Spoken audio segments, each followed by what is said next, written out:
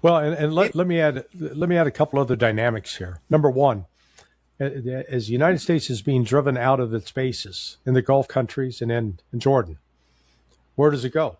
It's going to Israel. To Now, Israel. Israel. Notice that over the last couple of weeks, Israel hasn't been exactly clamoring to have the United States build up its presence there. If anything, it's been sending the exact opposite message, which was get your refueling aircraft out of Ben Gurion Airport. Why? Because it makes him a target. What has received very little attention is that Israel's two refineries that are primarily that handle the sour crude, the oil coming out of Azerbaijan, transiting Turkey, that's used to produce diesel and aviation fuel. Both of those refineries have been damaged and are not operating at full capacity. And if once the United States fully relocates its forces to Israel, Iran's next target will be those military bases in Israel, hosting, protecting, enabling, facilitating U.S. military operations against Iran. So this is why Israel has actually tried to avoid getting involved with this conflict up to now, because it is extremely vulnerable. And the other thing, though, is Iran has said that probably within a week, maybe a little more, it is going to introduce weapons, missiles into the attack scenario that it has not previously used. It's going to introduce things with missiles with greater capability, greater destructive power that the West has not seen previously. That's item one. Item two, the U.S. attempt to try to buy off the other Gulf Arabs with the latest one was promising to build an enrichment facility for nuclear enrichment facility in Saudi Arabia. Are you kidding me? You know, the last nuclear reactor that was built from scratch in the United States was called the Watts Bar Unit 2 in Tennessee. It began operating 10 years ago in 2016. But they started building it in 50 years ago in the 1970s. It got halted in the 80s. And then they resumed construction in 2007. So it took them another 9 years to get that up and operating. And the last one that began from scratch, which started in 2009, was in Georgia. And that one took 15 years. So here is the United States with very limited expertise in building nuclear power facilities, nuclear power plants. The countries that have that experience are Russia, France, and China. But where does the enriched uranium come from that's used to fuel those facilities? That would be Russia. So Russia and China remain big players in this arena.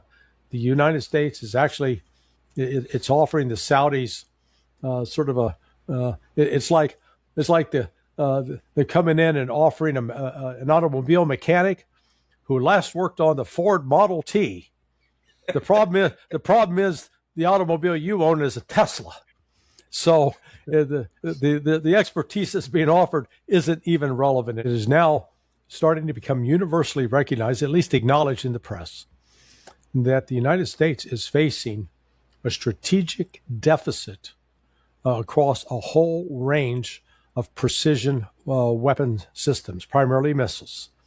And this encompasses everything from the PAC-3 Patriot missiles, the THAAD, the Terminal High Altitude Area Defense Weapon, to weapons that are fired against suspected enemy air defense systems is called the HARM missile, and then into the long-range missiles that include the Tomahawk, the JASSM, the PRISM, the precision strike missile that's fired from a HIMAR, and the ATACMS. Now, the ATACMS, actually, it has such a short range. It's really, when it's fired from Bahrain or Kuwait, it really doesn't, it can only penetrate 180 miles from the point of firing. So it's not really a factor in this. All of these missile systems are approaching critical supply levels, which means there's not an inventory that can be drawn upon and sustained over a period of, say, 2 or 3 weeks. And the production system is completely incapable of reproducing what is being expended, in large measure because all of these weapon systems are dependent upon guidance systems that require rare earth minerals, and China controls those rare earth minerals. China has a monopoly, and without those rare earth minerals, these munitions do not get produced. And so right now, if the war stopped tomorrow, in each of those missile categories I've described, you're looking at 4 years to 6 years to replace what's already been expended. So you've got the United States is up against what is an actual material shortage of weaponry, and the longer it tries to pursue attacks against Iran, the more it depletes those systems. Iran sought in early April to ask the United States, as one of Iran's demands, to leave the Persian Gulf. The United States, no interest in doing that. Well, now, regardless of what the United States wants to do, Iran has forced the issue, and Iran is forcibly expelling the United States from its military bases in Kuwait, in Bahrain, in Qatar, in Jordan, in Saudi Arabia, and in the United Arab Emirates. Just overnight, we've received news that the U.S. has withdrawn its military forces, its military personnel, from the Mawafaq al-Salti Air Base in Jordan and the King Faisal Air Base. We keep saying it's in Jordan, but I look it up. It says it's on the border of Jordan, but located in Saudi Arabia. Those are the 2 latest examples. Why? Because of the precision of Iranian missiles striking targets, having made possible because in the first days of the war that started in February 28th and lasted for about 5 weeks into early April, the Iranians proved quite adept at destroying all the radar and satellite communication systems that were located in Al Udeid, in Bahrain, in Kuwait, and to a lesser extent in Oman. Not Oman, the United Arab Emirates. Without those radar communication systems, the United States is blind. Before, and 2 of those radar systems, one in Bahrain, one in Qatar, were each cost more than $1 billion.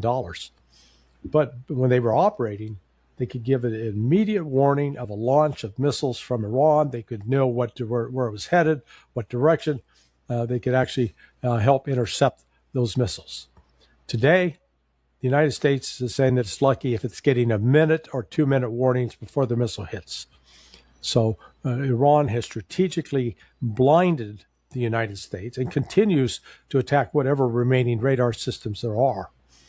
But it is also forcing the United States to withdraw forces, both personnel and equipment, from the region.